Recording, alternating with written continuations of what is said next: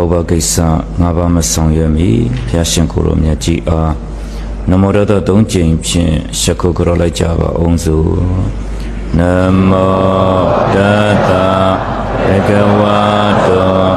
အရဟတောသမ္မာသမ္ဗုဒ္ဓတ္တနမောတတဘဂဝတောအရဟတောသမ္မာသမ္ဗုဒ္ဓတ္တနမောတတဘဂဝတောအရဟတောသမ္မာသမ္ဗုဒ္ဓတ္တတဝိတောတုဤခန္ဓာ၅ပါး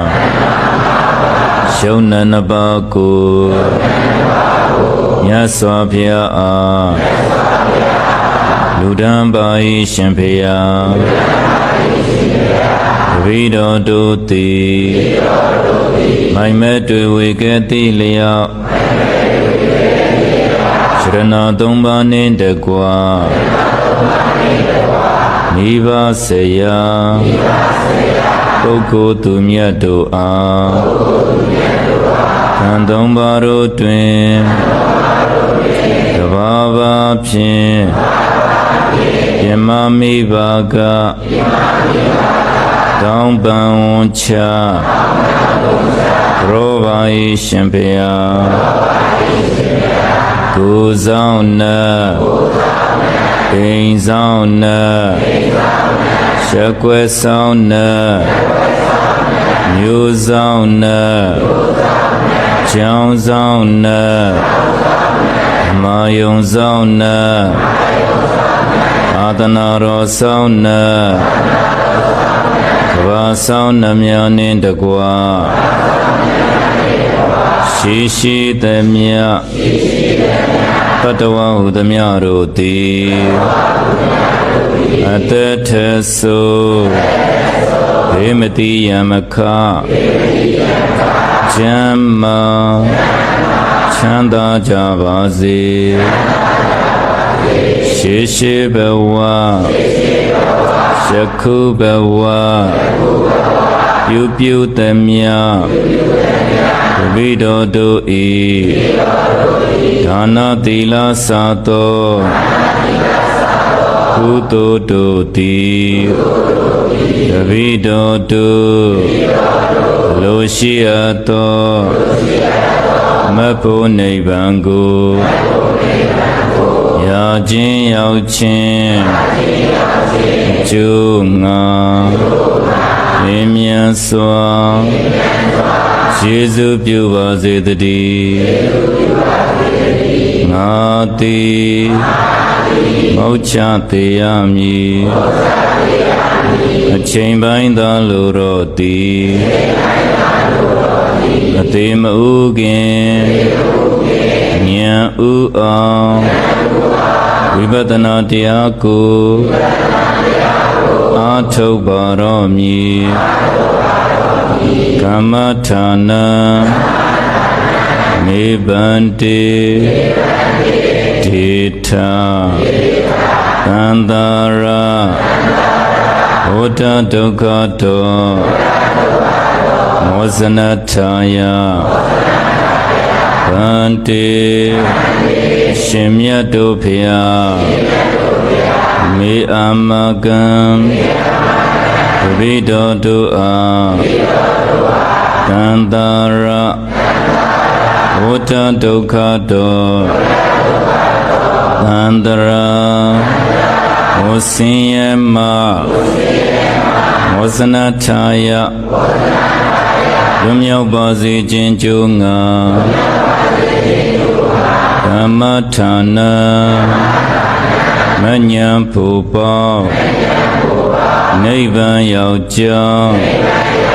အကောင်းဆုံးဖြစ်သောကမ္မထံတရားကိုဒေထကရုဏာထဝေဒနာတော်မူပါရှင်ဖေယသာဓု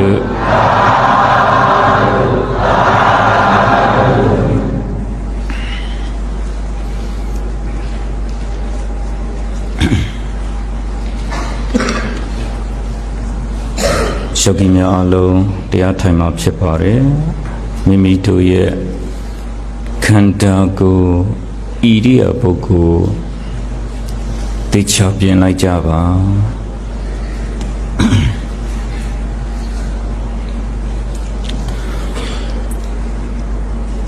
တန်ဃာတော်များနဲ့မြို့သားများကတင်မြင်ခွေထိုင်ပါမြို့သမီးယောဂီများလည်းတင်မြင်ခွေထိုင်လို့ကထိုင်နိုင်ပါတယ်ကြုံကြုံလေးထိုင်လို့ကထိုင်နိုင်ပါတယ်တင်မြင်ခွေထိုင်မဲ့ဣရိယာပုမှာဘယ်ဘက်ခြေထောက်ကိုအတွင်းကထားညာဘက်ခြေထောက်ကိုအပြင်ကထားဒါအများစုထိုင်တာပြောတာဖြစ်ပါတယ်မိမိတို့အဆင်ပြေသလိုထိုင်လိုက်ပါ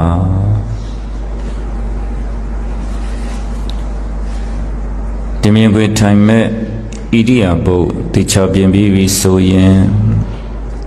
ဘယ်ဘက်လက်ပေါ်ညာဘက်လက်ကလေးတင်လိုက်ပါလမတိန်နှစ်ခုထိလို့အဆင်ပြေရင်ထိထားလိုက်ပါလမတိန်နှစ်ခုထိလို့အဆင်မပြေရင်လက်ကလေးနှစ်ခုရှက်ထားလိုက်ပါလမတိန်နှစ်ခုထိခြင်းမထိခြင်းကအဓိကမဟုတ်ပါဘူးအဆင်ပြေသလိုထားလိုက်ပါခါကလေးပုံမှန်ထားပါတဲ့တရားထိုင်ပါပြီဆိုမှခါကြီးဆွတ်ဆန်တာမျိုးမလုပ်ပါနဲ့ဥဇုံကာယံပဏိတာယခါကလေးကိုဖြောင့်မှန်စွာထားလိုက်ပါကောင်းရှင်မငုတ်စေနဲ့တဲ့ကောင်းရှင်ကိုရင်ကိုကြောတွေတင်းလေးပြီးတော့ငိုက်တတ်ပါတယ်ကောင်းတော့မလန်းစေနဲ့တဲ့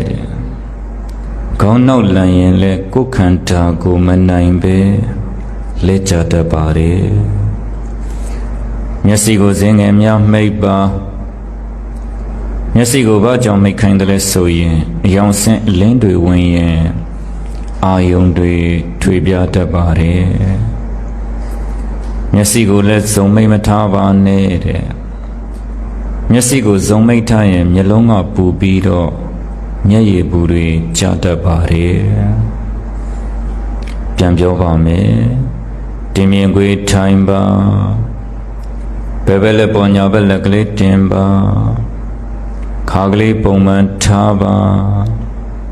ခေါင်းရှင်းမငုတ်စေနဲ့ခေါင်းနောက်မလန်းစေနဲ့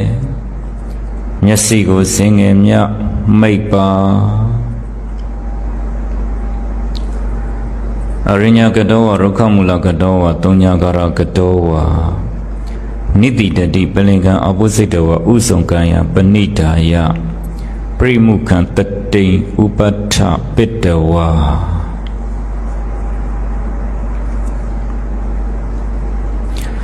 အရိညာကတောဝတောရ၌နေစဉ်သော၎င်း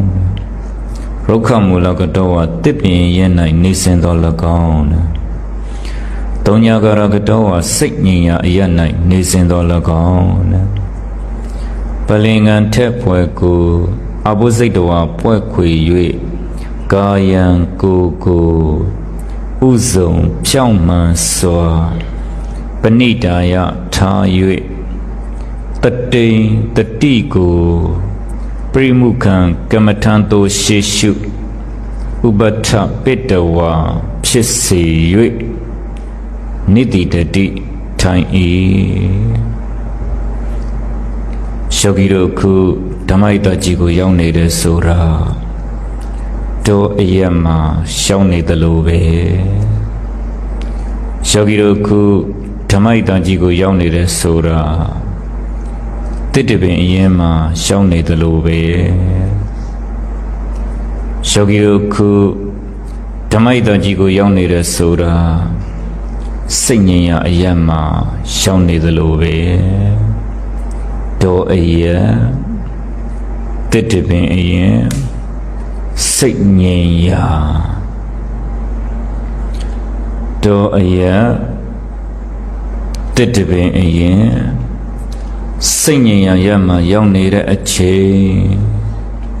မိမိတို့ရဲ့ခန္ဓာကိုယ် ဣရိယာပုဂ္ဂိုလ်စိတ်တိုင်းကြပြင်ပြီးပြီဆိုရင်နာတိဝကိုတတိကပ်ပါဝင်လေထွက်လေမြင်အောင်ကြည့်ပါအာယုံတပါစိတ်မသွားစေနဲ့နာတိဝကိုတတိကပ်တဲ့စာလို့ပြောတော့တမ္မာတတိမကင်ဝင်လေထွက်လေမြင်အောင်ကြည့်တဲ့စာလို့ပြောတော့တမ္မာဝါယမမကင်အာယုံတပါစိတ်မသွားစေနဲ့တဲ့စာလို့ပြောတော့တမ္မာတမာတိမကင်နောက်ဒီကလေကလေးတို့ထိဝင်သွားတယ်နောက်ဒီကလေကလေးတို့ထိထွက်သွားတယ်ဒီသဘောလေးဟာအထင်အရှားရှိနေပါတယ်နောက်ဒီကလေကလေးတို့ထိဝင်သွားတဲ့သဘောနောက်ဒီကလေကလေးတို့ထိထွက်ရင်ထွက်သွားတဲ့သဘောဒီသဘောလေးဟာအထင်အရှားဖြစ်နေပါတယ်ငကိုရှိပြီးသားဝင်လေထွက်လေကလေး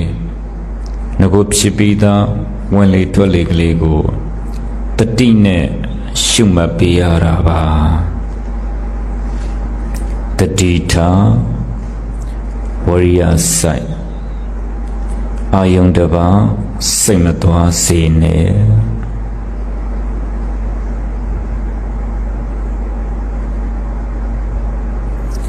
ဝင်လေထွက်လေကိုတတိနဲ့ရှုမှတ်နေတဲ့အချိန်မှာခန္ဓာကိုယ်ဣရိယာပုတ်တွေငြိမ်နေပါစေလှုပ်တာလှဲ့တာမဖြစ်ပါစေနဲ့ရှိန်တာရိုင်းတာမဖြစ်ပါစေနဲ့ပြင်းတာပြောင်းတာမဖြစ်ပါစေနဲ့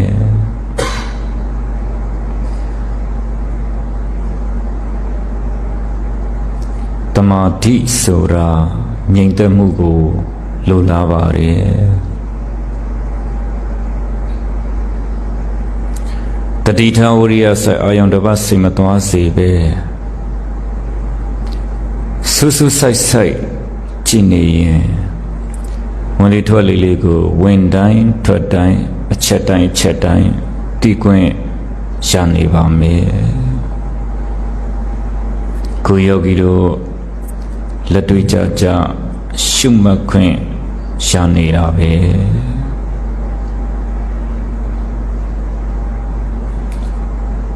နောက်သိစောနောက်သူကနှခမ်းပြမှာရှိနေတဲ့ဖြစ်နေတဲ့ဝင်လေထွက်လေလေးကိုပဲခယူဆိုင်စူဆိုင်ကြည့်ပေးလိုက်ပါဝင်လေဝင်တိုင်းသိပေးလိုက်ပါထွက်လေထွက်တိုင်းသိပေးလိုက်ပါဝင်လေဖြစ်တိုင်းသိပေးလိုက်ပါထွက်လေဖြစ်တိုင်းသိပေးလိုက်ပါ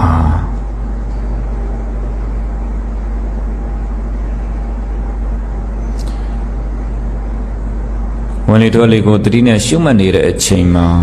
အချင်းနဲ့စိတ်ငိုက်ချင်းနဲ့စိတ်တွေအဝင်မခံပါနဲ့သူတော်ကောင်းလို့လုံနေပြီဆိုရင်ခန္ဓာကိုယ်ကြီးကအိတ်ချင်တာလို့ငိုက်ချင်တာလို့တွေးချင်တာလို့ငေးချင်တာလို့ဖြစ်တတ်ပါတယ်ဘောဆက်ဆက်တန္တရာဆက်ဆက်လောဘဒေါသမောဟဆိုတဲ့ကိလေသာတွေနဲ့အိမ်မောကြခဲ့တာပဲအခုတတိပဋ္ဌာန်အလုပ်လုပ်နေတဲ့အချိန်မှာအဲ့ဒီအိတ်ချင်တဲ့စိတ်ငိုက်ချင်တဲ့စိတ်တွေအဝယ်မခံပါနဲ့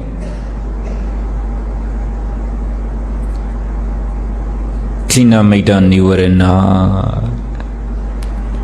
ခန္ဓာကိုယ်ကြီးကိုဖြစ်သမျှနောက်ကဝိပဿနာဉာဏ်နဲ့ရှုဖို့မပြောနဲ့တတိတောင်ဂိမ်းကွင်းမရအောင်ပိတ်ဆို့တတ်တဲ့ထိနာမိတ်တနိဝရဏအိတ်ချင်တဲ့စိတ်ငိုက်ချင်တဲ့စိတ်တွေပဲတတိထာဝရိယစိုက်အာယုံတပါစိတ်မသွားစေနဲ့ယောဂီတို့ရဲ့နာသီးဆုံးနာသူဝနှခမ်းပြမှာရှိနေတဲ့ဖြစ်နေတဲ့ဝင်လေထွက်လေလေးကိုဝင်တိုင်းထွက်တိုင်းအချက်တိုင်းချက်တိုင်းသိအောင်မိအောင် ရှုနေလိုက်ပါဒီဝင်လေထွက်လေလေးကိုဝင်တိုင်းထွက်တိုင်းချက်တိုင်းသိနေပြီမိနေပြီဆိုရင်ခန္ဓာကိုယ်ဣရိယာပုကြီးဟာငြိမ်လာမယ်ဝင်လေထွက်လေလေးကိုဝင်တိုင်းထွက်တိုင်းချက်တိုင်းသိလေမိလေခန္ဓာကိုယ်ဣရိယာပုကြီးငြိမ်လာလေခန္ဓာကိုယ်ဣရိယာပုကြီးငြိမ်လာလေစိတ်တွေကြည်လာလေ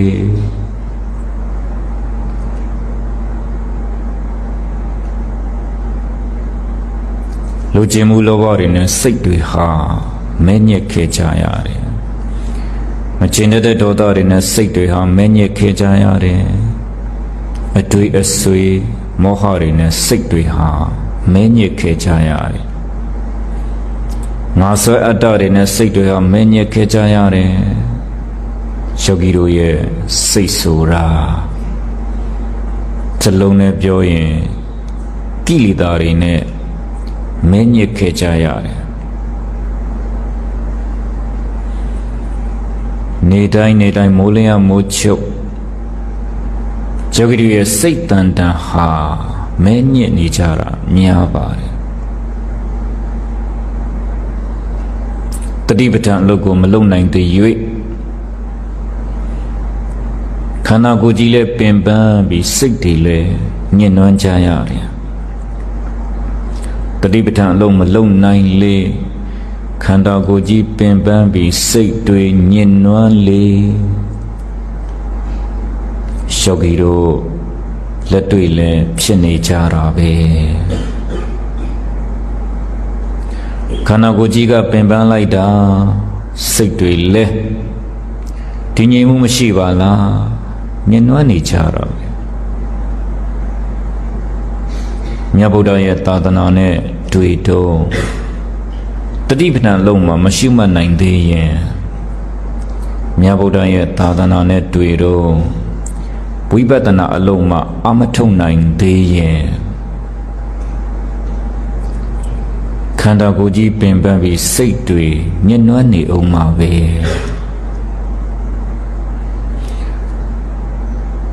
သူတော်ကောင်းလို့မလုပ်သေးရဲ့ဘဝဟာမွန်းကျက်နေမှာပဲသူတော်ကောင်းလို့မလုပ်သေး၍ဘဝဟာကောက်ကွေ့နေမှာပဲသူတော်ကောင်းလို့မလုပ်သေး၍ခန္ဓာကိုယ်ကြီးလည်းပင်ပန်းနေမှာပဲသူတော်ကောင်းလို့မလုပ်သေး၍စိတ်တွေလည်းညှဉ်းနှွမ်းနေမှာပဲ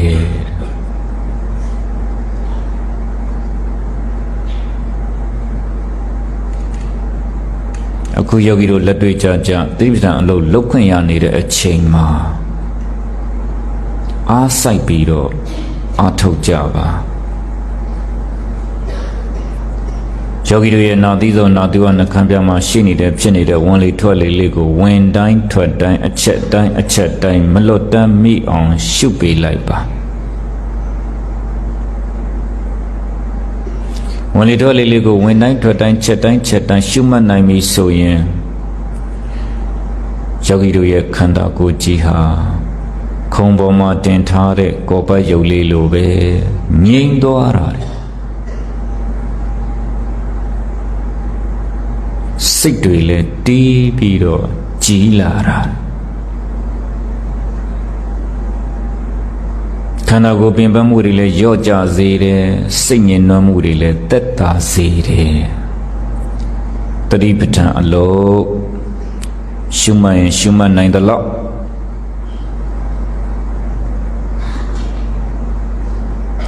နေရထိုင်ရတာအေးဆေးပြီးတော့တည်ကြည်လာတာတယ်ကိလေသာဒုတေယီနဲ့လေးလံနေတဲ့ခန္ဓာကိုယ်ကြီးဟာပေါ့ပါလာတယ်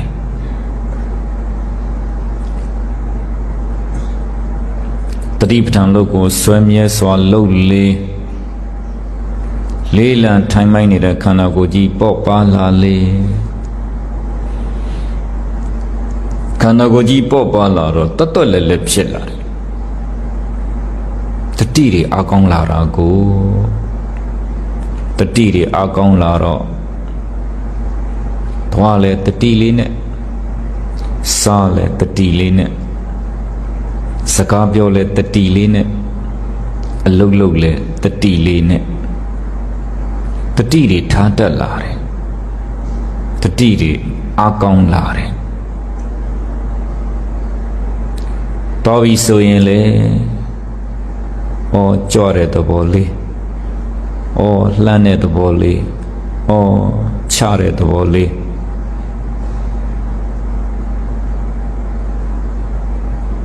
မိမိတို့ရဲ့ခြေတောက်လေးကြွတဲ့သဘောလှမ်းတဲ့သဘောချတဲ့သဘောတောင်တတိယကတ်နေပြီတဲ့စားတော့တဲ့ချိန်ဆိုရင်လေစွမ်းအာဟာရလေးတွေထမင်းအာဟာရလေးတွေမုန့်အာဟာရလေးတွေစားနေတဲ့ချိန်ဆိုရင်လေစားကျင်တဲ့သဘောလေးစားလိုက်တဲ့သဘောလေးပါဇက်ထဲအစာအာဟာရထည့်လိုက်တဲ့သဘောလေးဝါလိုက်တဲ့သဘောလေးမြူလိုက်တဲ့သဘောလေးဝမ်းတဲ့ကြသွားတဲ့သဘောလေးတတိပဋ္ဌာန်လုပ်ကိုစွမ်းမြဲစွာလုပ်တဲ့ပုဂ္ဂိုလ်ကတတိမလွတ်တော့ဘူးတဲ့စကားပြောရင်လေဒီစကားပြောရင်မကောင်းပါလားအကုသိုလ်ဖြစ်စေတယ်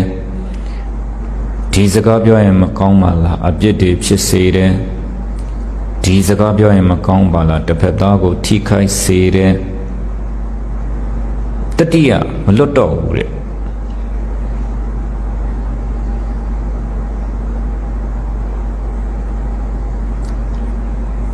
တတိပဋ္ဌာန်လုပ်ကိုစွမ်းမြဲစွာလုပ်တဲ့ပုဂ္ဂိုလ်ကတော့လည်းတတိလေးထားတတ်လာတယ်စားတော့လည်းတတိလေးထားတတ်လာတယ်စကားပြောလည်းတတိလေးထားတတ်လာတယ်အိတ်ဆက်တော့မယ်ဆိုရင်တောင်မှအိတ်ချင်တဲ့သဘောလေးအိတ်ချင်လာပြီအိတ်တော့မယ်အိတ်လိုက်ပြီတတိယမလွတ်တော့ဘူးတဲ့ထိုင်တော့မယ်ဆိုရင်လည်းထိုင်နေတဲ့သဘောလေးထိုင်တော့မယ်ထိုင်လိုက်ပြီတတိကမလွတ်တော့ဘူးတဲ့မတက်လေးရက်ချင်ရင်တောင်မှရက်ချင်တဲ့သဘောလေးရက်တော့မယ်ရက်လိုက်ပြီတတိမလွတ်တော့ဘူးတဲ့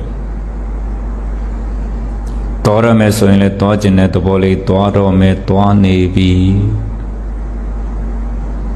လျောင်းထိုင်ရက်သွားဣရိယာပုတ်၄ပါးလုံးမှာတတိကတ်နိုင်သွားတယ်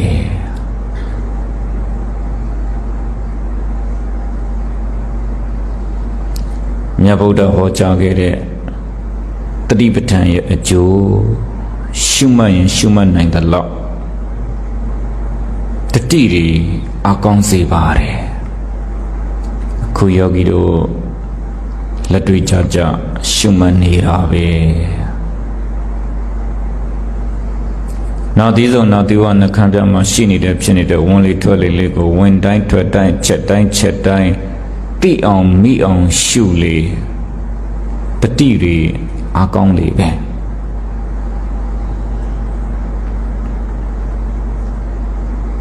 ဒီဝင်လေထွက်လေလေးကိုဝင်တိုင်းထွက်တိုင်းချက်တိုင်းချက်တိုင်းသိနေပြီမိနေပြီဆိုရင်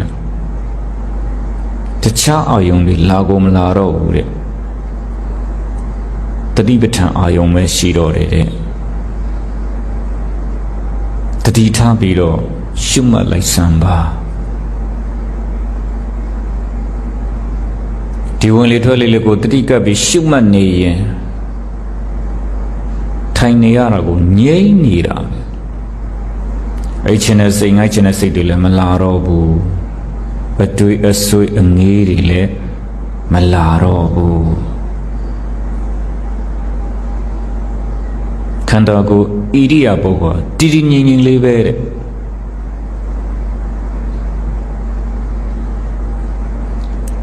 တတိပဋ္ဌာန်အားကောင်းလာတော့ဝင်လေဆိုတာယုတ်တရားပါလားထွက်လေဆိုတာယုတ်တရားပါလားဒီဝင်လေထွက်လေတစုံပဲရှိပါလားသိလိုက်တဲ့စိတ်ကလေးကနန္တရားငါမရှိသူမရှိယောက်ျားမိန်းမမရှိပုဂ္ဂိုလ်တ attva မရှိဝ ဝင်လေထွက်လေတစ်စုံပဲရှိပါလားဝင်လေထွက်လေတစ်စုံပဲရှိပါလားရုပ်တရားနဲ့နံတရားပဲရှိတယ်ရုပ်တရားနဲ့နံတရားပဲရှိတယ်ရုပ်တရားနဲ့နံတရားပဲရှိတယ်ဒါတတိပဋ္ဌာန်လို့သိခွင့်ရတာပါ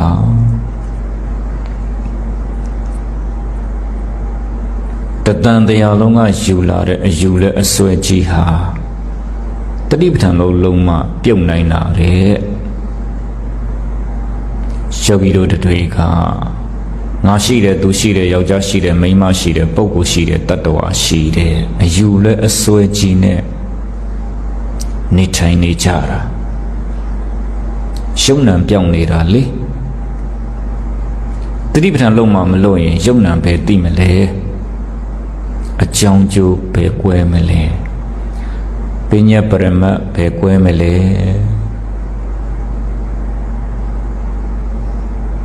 အကြောင်းကျိုးမှမကွဲရင်ယုံနာမှမကွဲရင်ပညာပရမတ်မှမကွဲရင်နေထိုင်ရှင်တိုင်မှုဟာအယူและအစွဲအမှားကြီးနေပဲ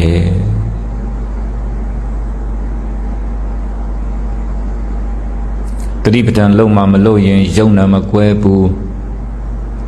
ယုံနာမှမကွဲရင်တောကဖြစ်เสียနဲ့ကြုံလဲစိုးရိမ်မှုတွေနဲ့စိုးနေမှာပဲငိုကြွေးမှုတွေနဲ့ကြုံရင်လဲစိတ်တွေကြေကွဲပင်ပန်းမှာပဲ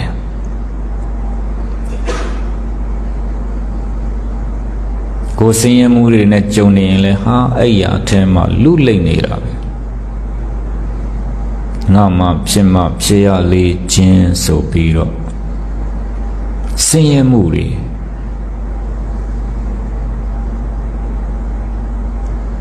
အလိုမကျရင်စိတ်စင်ရမှုတွေကလာအောင်မယ်ဟိုကိစ္စလိုမကျဒီကိစ္စလိုမကျဟိုလူအလိုမကျဒီလူအလိုမကျ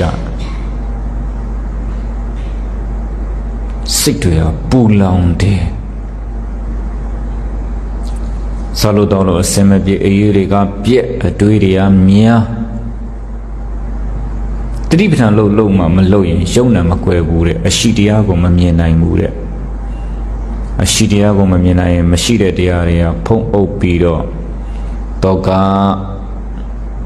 စိုးရိမ်မှုတွေလည်းကြုံမယ်ပရိဒီဝငိုကြွေးမှုတွေလည်းကြုံမယ်ဒုက္ခကိုယ်ဆင်းရဲမှုတွေလည်းကြုံမယ်ဒေါမနတစိတ်ဆင်းရဲမှုတွေလည်းကြုံမယ်ဥပါယတပြင်းစွာပူလောင်မှုတွေလည်းကြုံမယ်ခုယောဂီတို့တွေအများစုဟာတတိပဋ္ဌာန်လို့ကိုဆွဲမြဲဒီဇိုင်းမလုံနိုင်တော့ရှုံးနာမကွယ်ဘူးတဲ့ငါမရှိပါလားသူမရှိပါလားဆိုတဲ့အရှိယုံနာကိုမမြင်နိုင်ဘူးတဲ့ယောက်ျားမရှိပါလားမိန်းမမရှိပါလားဆိုပြီးအရှိယုံနာကိုမမြင်ဘူးတဲ့ပုဂ္ဂိုလ်မရှိပါလားတတ္တဝါမရှိပါလားဆိုပြီးအရှိယုံနာကိုမမြင်ဘူးတဲ့အရှိယုံနာမမြင်တော့အစွဲနဲ့သွားတာပေါ့အစွဲနဲ့သွားတော့ပင်ပန်းဆင်းရဲတာပေါ့ယူကျိုးမရဖြစ်တာပေါ့အပူလုံးတွေကြွားတာပေါ့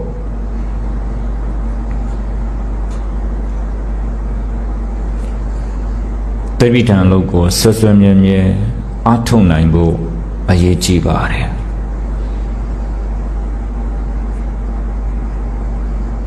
ခုယောဂီတို့လက်တွေ့ရှုမှတ်ခွင့်ရနေပြီလေတတိထားကြည့်ပေးလိုက်စမ်းပါဂယုဆိုင်ကြည့်ပေးလိုက်စမ်းပါစူးစိုက်ကြည့်ပေးလိုက်စမ်းပါ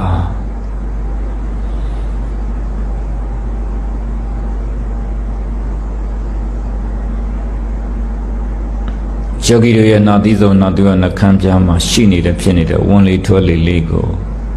မလွတ်တမ်းမိအောင်ကြည့်ပေးလိုက်ပါဝင်လေဆိုတာယုတ်တရားပဲထွက်လေဆိုတာယုတ်တရားပဲဒီဝင်လေထွက်လေတစ်စုံပဲရှိတာပဲလို့သိလိုက်တဲ့စိတ်ကလေးကနန္တရားပဲယ ရုပ်တရားနဲ့နံတရားပဲရှိတာလေဒီယုံနိုင်ရဲ့သဘောဟာဉာဏ်နဲ့စောင့်ကြည့်လိုက်တော့ဖြစ်ချင်းပြက်ချင်းသဘောတွေပဲရှိတာပဲဘယ်တရားမှမငြင်းဘူးတဲ့ဖြစ်လာတဲ့တရားမှန်တယ်မြပြက်ချင်းမှလန့်ဆုံးတာတဲ့ပေါ်လာတဲ့တရားမှန်တယ်မြပျောက်ချင်းမှလန့်ဆုံးတာတဲ့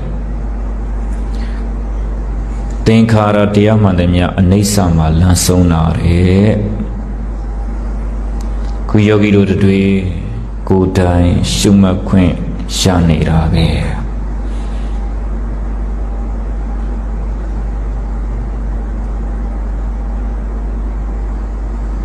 ငါမရှိသူမရှိတဲ့ယုံနာခန္ဓာယောက်ျားမရှိမိန်းမမရှိတဲ့ယုံနာခန္ဓာပုဂ္ဂိုလ်တ attva မရှိတဲ့ယုံနာခန္ဓာယုံနာခန္ဓာလို့သိလိုက်တော့အတ္တအစွဲပြုတ်တာပေါ့အတ္တဆိုတာအစခဲ့တဲ့အခါမှမရှိတာလေယောဂီတို့ကစွဲကပ်ယူထားလို့အဲ့ဒီအတ္တအစွဲကြောင့်ဒုက္ခရောက်နေတာပဲဒီယုတ်ဒီနံဒီခန္ဓာကိုယ်ကြီးကိုညာနဲ့ကြည့်လိုက်တော့မမြဲတဲ့အနိစ္စပဲတွေ့မှာပေါ့ဆင်းရဲတဲ့ဒုက္ခပဲတွေ့မှာပေါ့ငါအလိုမကျငါမပိုင်တဲ့အနတ္တပဲတွေ့မှာပေါ့ဂယုဆိုင်စုဆိုင်ကြည့်ပြလိုက်စမ်းပါဤကိုယ်ကာယတလံမြ၌နှဝနံယုတ်ဖြစ်၍ချုပ်၏နံယုတ်တရားအလွတ်ထား၍ဤကားလိပ်ပြဤကားငါတီဤမာဇီဝဤအတ္တဟုညွန့်ပြဖွယ်ရာမရှိပါသည်ခန္ဓာနံယုတ်မြတာတီတဲ့နံယုတ်တရားဤနှစ်ပါးလဲရှေ့လျာကာလမတိထားပဲခဏဖြစ်၍ခဏပြက်၏နှိပ်စက်ခြင်းဟာငါလိုမပါဘူးတဘာဝအာဤသုံးပါးကြောင့်ဖြစ်ပွားသမျှအနိစ္စသည်ဒုက္ခအနတ္တကြီးပါတကားတဲ့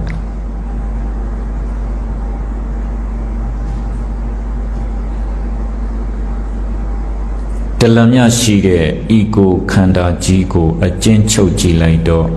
ရုပ်တရားနဲ့နံတရားပဲရှိတာတဲ့ဒါကိုပြောပါတယ်ဤကိုကာယတလမြ၌နှဝနံယုတ်ဖြစ်၍ချုပ်၏တလံမြရှိတဲ့ဒီနံယုံနှစ်ပါးဟာညာနဲ့ကြိုက်တဲ့ချိန်စောင့်ကြည့်လိုက်စမ်းမှာဖြစ်ပြီးပြည့်နေတာပဲနံယုတ်တရားအလွတ်ထား၍ဤကားလိပ်ပြဤကားငါတီး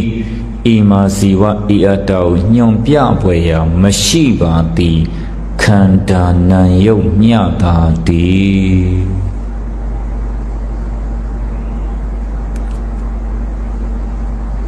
ယောဂီတို့ခန္ဓာ၅ပါးကိုအကျဉ်းချုပ်လိုက်တော့ရုပ်တရားနဲ့နံတရားပဲရှိတယ်ငါမရှိသူမရှိယောက်ျားမရှိမိန်းမမရှိပုဂ္ဂိုလ်မရှိတ attva မရှိအတ္တမရှိလိပ်ပြမရှိရုပ်တရားနဲ့နံတရားပဲရှိရတယ်ဤမာဇီဝဤအတ္တဟုညွန်ပြဖွယ်ရာမရှိပါသည်ခန္ဓာနံယုတ်မြတာတည်း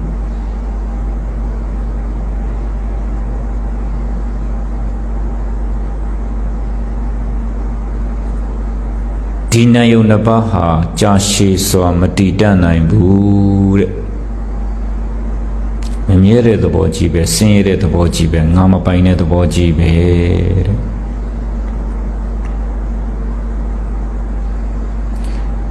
နံယုတ်တရားဤနှစ်ပါးလဲရှည်လျာကာလမတည်ထားပဲခဏဖြစ်၍ခဏပြက်၏တဲ့နှိပ်စက်ခြင်းရငါအလိုမပါဘူးတဲ့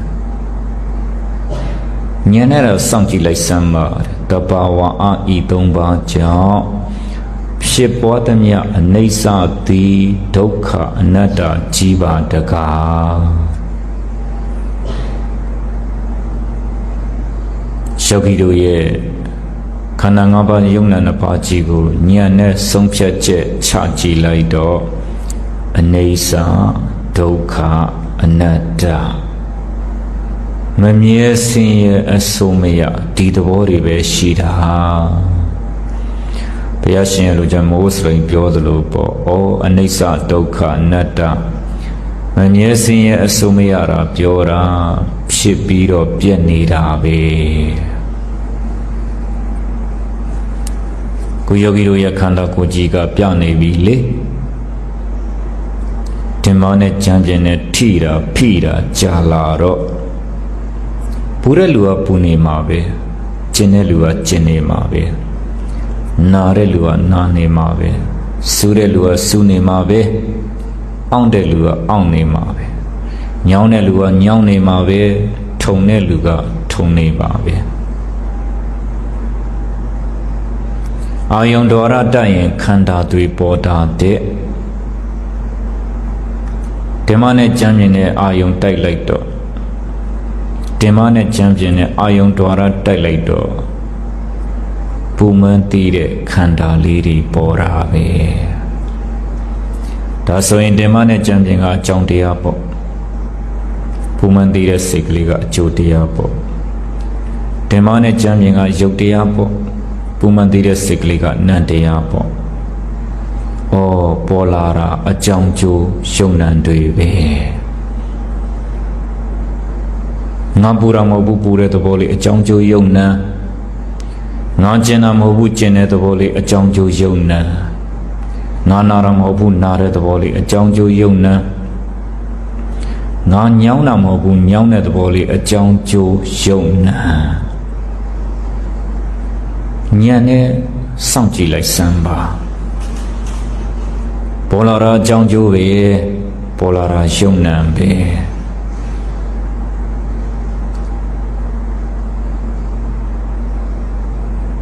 ဘယ်တရားပဲပေါ်လာပေါ်ပြီးရင်ပြောင်းမှာပဲ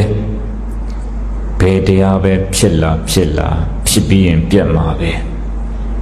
ဘယ်တရားပဲမွေးလာမွေးပြီးရင်သေမှာပဲဉာဏ်နဲ့သာစောင့်ကြည့်လိုက်စမ်းပါ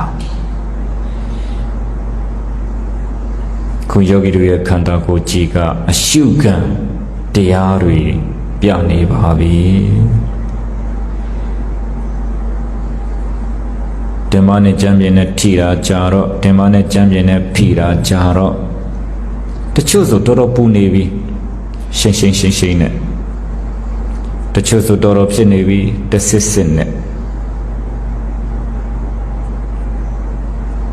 တချို့ဆိုတော်တော်ကျင်နေပြီတတုတ်နဲ့အဲ့ဒါခန္ဓာရဲ့သဘောတွေပဲငါမရောနဲ့ဉာဏ်နဲ့စောင့်ကြည့်ငါနဲ့ပြင်ဖို့မစင်စားနဲ့ဉာဏ်နဲ့ဝင်ကြည့်ယောဂီတို့ကပူလာပြီကျင်လာပြီဆူလာပြီအောင်းလာပြီနာလာပြီဆိုရင်ခန္ဓာကပြတဲ့အရှုခံလေးနောက်ကအရှုဉာဏ်နဲ့စောင့်ကြည့်ပေါ့ပေါ်ပြီးရင်ပြောင်းမှာပဲဖြစ်ပြီးရင်ပြတ်မှာပဲမွေးပြီးရင်သေမှာပဲလှုပ်ရောနဲ့ပြင်ဖို့မစင်စားပါနဲ့ဝိပဿနာအလုံးလုပ်တယ်ဆိုတာခန္ဓာကိုယ်ကြီးကိုသူစိမ့်ပြင်ပြစ်ချထားရတာဒီခန္ဓာဒီငါနဲ့မဆိုင်ဉာဏ်နဲ့သာဆိုင်ဝိပဿနာအလုံးဆိုတာဉာဏ်အလုံးလောကမှာဘဝပြည့်စုံဖို့တာယသမီးစီးပွားရေးတွေရှာနေတယ်ဆိုတာငါအလုံးတရားအားထုတ်တဲ့ဝိပဿနာအလုပ်ကဉာဏ်အလုပ်အခုယောဂီတို့ကြိုးစားအားထုတ်နေတာဉာဏ်အလုပ်ငုတ်တုတ်ကြီးထိုင်ပြီးတာယသမီးစီးပွားရေးတွေရှာနေတဲ့ငါအလုပ်လုပ်နေတာမဟုတ်ဘူးဉာဏ်အလုပ်လုပ်နေတာဉာဏ်အလုပ်လုပ်နေတဲ့အချိန်မှာငါဝဲမရှုံနဲ့ငါဖြုတ်တဲ့အတ္တဖြုတ်တဲ့အစွဲဖြုတ်တဲ့ဉာဏ်အလုပ်လုပ်နေတာဒီခန္ဓာကိုယ်ကြီးကိုပြစ်ချထားလိုက်စမ်းပါ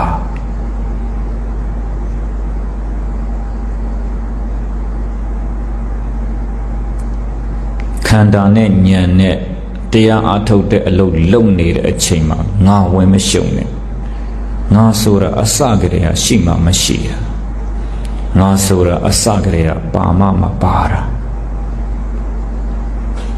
မရှိတဲ့ငါကိုငါမလုပ်ပါနဲ့ ငါမပါတာကိုငါမခေါ်ပါနဲ့ဝိပဿနာလို့ကြိုးစားအထောက်နေတာခန္ဓာပြသမျှအသာစောင့်ကြည့်လိုက်ပါကိုယောဂီတို့ရဲ့ခန္ဓာကိုယ်ကြီးကပြနေပြီနာတဲ့သဘောကျင်တဲ့သဘောပူတဲ့သဘောစူးတဲ့သဘောအောင့်တဲ့သဘောပြမစေလေဒါရီကြည့်ကျင်လို့ဝိပဿနာလုပ်ကိုလုပ်နေတာနာပတိကျင်ပတိပူပတိစူးပတိအောင့်ပစေအဲ့ဒါခန္ဓာရဲ့သဘောတွေပဲညာနဲ့စောင့်ကြည့်လိုက်စမ်းပါပူတာဘလို့လဲဘလို့ပူတာလဲပူတဲ့သဘောကဘလို့လဲအော်စောစောပူတာလေးနဲ့အခုပူတာလေးမတူပါလားဒါဆိုရင်စောစောပူတာလေးကပြက်သွားပြီနောက်ပူတာလေးအစားထိုးလိုက်အော်ခြေပြတော်တော်ကျင်လာပြီတရှိန်ရှိန်နဲ့ကြည့်လိုက်စမ်းမညာနဲ့ဘလောက်ကျင်နိုင်မလဲအော်စောစောတအားကျင်တာခြေပြကြီးပျောက်သွားတော့မလို့ပဲအခုတရှိန်ရှိန်နဲ့ယော့သွားပြီအော်စောစောတအားကျင်တဲ့သဘောမရှိတော့ဘူးပြက်သွားနောက်ယော့သွားတဲ့သဘောလေးအစားထိုးပြီပူတဲ့သဘောလေးဘယ်လိုဖြစ်လာအပြက်မှာလမ်းဆုံးတာပဲကျင်တဲ့သဘောတွေဘယ်လိုဖြစ်လာအပြက်မှာလမ်းဆုံးတာပဲနာတဲ့သဘောတွေဘယ်လိုဖြစ်လာအပြက်မှာလမ်းဆုံးတာပဲညောင်းတဲ့သဘောတွေဘယ်လိုဖြစ်လာအပြက်မှာလမ်းဆုံးတာပဲယောဂီတို့ရဲ့ခန္ဓာကိုယ်ကြီးကဖြစ်လိုက်ပြက်လိုက်အစားထိုးလိုက်နေဒီတိုင်းသွားနေတာလေညာနဲ့ကြည့်ပေးလိုက်ညာနဲ့ကြည့်ပေးလိုက်ညာနဲ့ကြည့်ပေးလိုက်ခုယောဂီတွေရဲ့ခန္ဓာကိုယ်ကြီးကဖြစ်ပြနေပြီကြည့်လိုက်စမ်းပါညာနဲ့ဝိပဿနာသာသနာတမင်ယဝဟောတိတဲ့ဝိပဿနာဉာဏ်တိသာသနာတမင်ယေဝသာသနာတွင်၌သာလည်းဟောတိဖြစ်၏သာသနာတွင်မို့ဝိပဿနာအလုပ်အားထုတ်ခွင့်ရတာသာသနာတွင်မို့ဝိပဿနာအလုပ်အားထုတ်ခွင့်ရတာတဲ့ကြားရှိတဲ့အခွင့်အရေးကိုအကောင်းဆုံးအသုံးချလိုက်စမ်းပါခန္ဓာကိုယ်မှာပေါ်လာတဲ့မြအရှုခံနာရလည်းအရှုခံပဲကျင်တာလည်းအရှုခံပူတာလည်းစုခံပဲညောင်းနေတာလည်းအရှုခံပဲညာနဲ့သာစောင့်ကြည့်လိုက်ပါဒီခံပြီးတော့ကြည့်စိတ်ရှိရှိနဲ့ကြည့်စွဲတန်တန်နဲ့ကြည့်ညံဦးစီးပြီးကြည့်ဘုရားရှင်လိုချင်မို့ဆိုရတတိတောင်ပေးခဲ့တာပဲအသေးမဦးခင်ညံဦးအောင်ဝိပဿနာတရားကိုအားထုတ်ပါတော့မည်ခန္ဓာကိုယ်ကြီးကအသေးမဦးခင်ဝိပဿနာအလုပ်ကိုညံဦးပြီးအားထုတ်ရတာ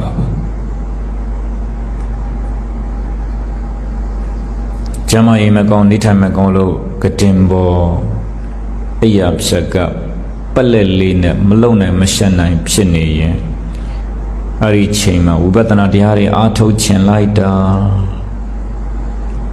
ငကောအမှအခြေခံမရှိရင်ပိုးဆိုးအောင်မဲ့ဘလို့ရှုမှတ်ရမှတောင်သိမှာမဟုတ်ကြိုတင်ပြင်ဆင်မှုမရှိရင်အလျှော်ဒီကနေ့ရောက်ရင်သိလာပါလိမ့်မယ်ဝိပဿနာတရားအာမထုတ်ဖူးတဲ့ပုဂ္ဂိုလ်ခန္ဓာမှာပေါ်လာတဲ့မြအရှုခံကိုအရှုဉာဏ်နဲ့မကြည့်ခဲ့ဘူးတဲ့ပုဂ္ဂိုလ်ဆိုရင်ကရင်ပေါ်မှာပလက်ကလေးဖြစ်နေတဲ့အချိန်ဆိုရင်အော်ပြီးကြော်ရပူလိုက်တာခါရအောင်းလိုက်တာတကိုယ်လုံးနဲ့ကြိုက်ခဲနေတာပဲခန္ဓာကပေါ်တဲ့အရှုခံကိုဉာဏ်နဲ့မကြည့်တတ်ဘူးတဲ့တရားစခန်းများဝင်ပြီးအာမထုတ်ဖို့ရင်အခြေခံဝိပဿနာရှုမှတ်နည်းများမသိခဲ့ရင်နောက်ဆုံးအချိန်မှာတော်တော်ကြောက်စရာကောင်းတယ်လို့ပြောတယ်။အော်ဟဲ့ငိုကြီးရော်ရမ်းမြော်မန်း ငါမကယ်နိုင်တော့ဘူးလားငါခန္ဓာကိုယ်ကြီးကထုံကျင်ကြိုက်ခဲဝေဒနာတွေဖောက်ပြန်မှုတွေနဲ့နှိမ့်ဆက်နေပြီဝိပဿနာတရားများအာမထုတ်ဖူးခဲ့ရင်မျက်ရည်တွေကကြအော်ခြင်းတလို့အော်ငိုခြင်းတလို့ငို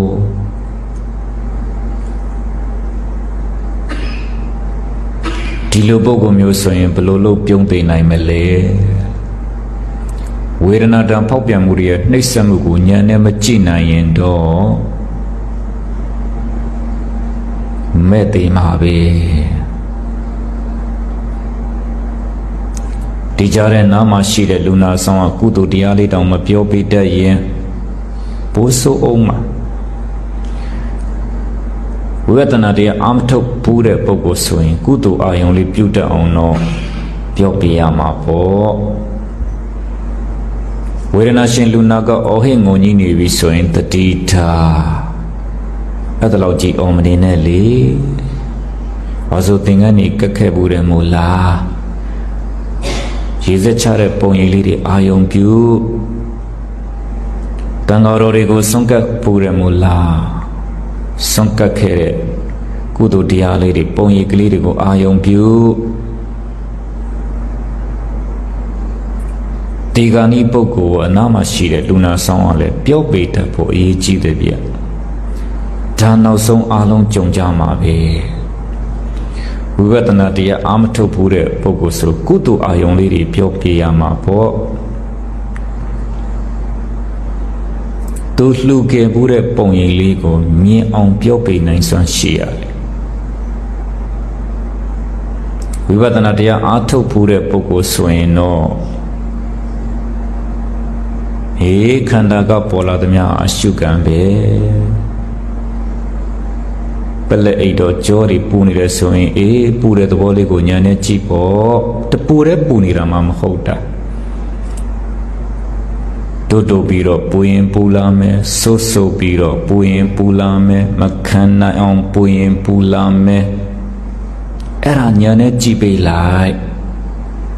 အနာမရှိတဲ့လူနာဆောင်ကပြောပြတတ်ဖို့အရေးကြီးတယ်ဗျ။အော်ဟုတ်သားပဲငါတရားတွေအထုတ်ခဲ့ဘူးတာပဲ။ဝနကောချူကျွန်းဘုန်းကြီးကျောင်းမှာတကြံတရားစခန်းငါအထုတ်ခဲ့ဘူးတာပဲ။အော်ပူတဲ့သဘောလေးတိုးလာပြီအော်ဆိုးလာပြီအော်ရှစ်ပူတာလေးနဲ့နောက်ပူတာလေးနဲ့မတူပါလားအော်အနိစ္စဆိုတာဒါပြောတာပဲမမြဲတဲ့သဘောဆိုတာ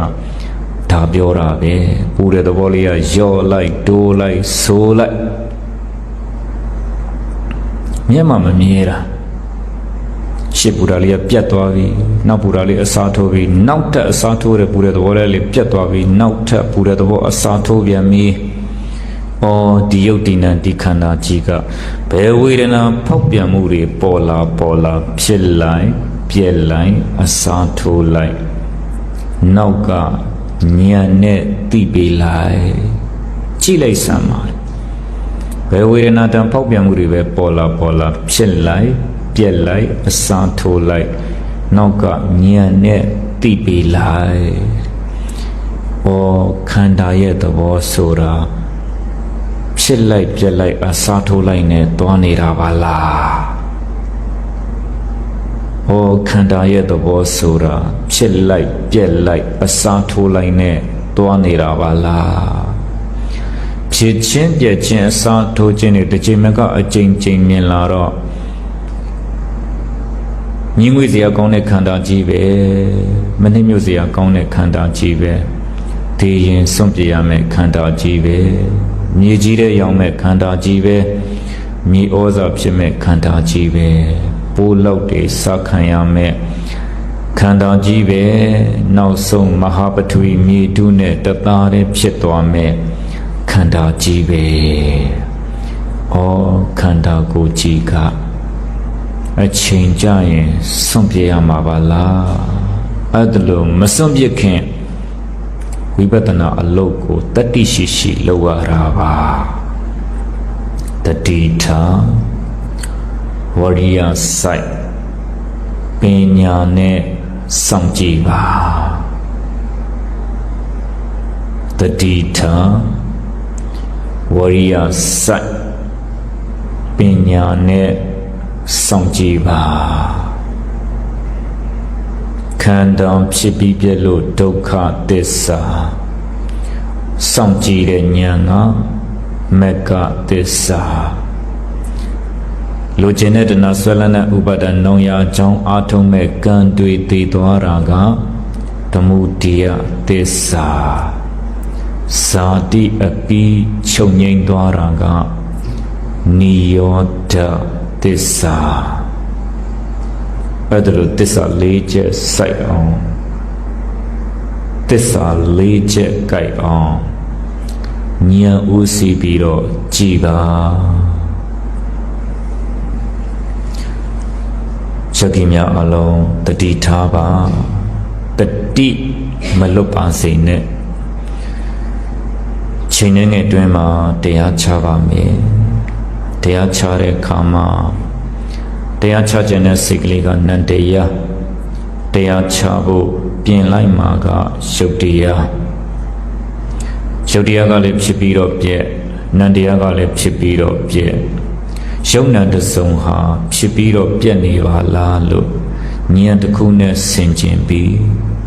ယောဂီများအားလုံးချိန်စေပြီးမို့